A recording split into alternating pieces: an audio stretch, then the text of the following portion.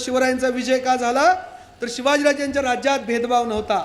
हा मराठा आहे, तो माळी आहे, धनगर आहे, मातंग आहे, महार आहे, हा मुसलमान आहे, हा भेद शिवाजीराजांनी कधी केला नाही. जो पेशव्यांकडे प्रचंड भेदभाव होता. अब्दाली युद्धाचं नियोजन करत होता, प्लॅनिंग, आणि पेशवे काय करत होते? कुरुक्षेत्र या ठिकाणी होम हवन आणि यज्ञ करत होते. अब्दालीचा आहार काय होता?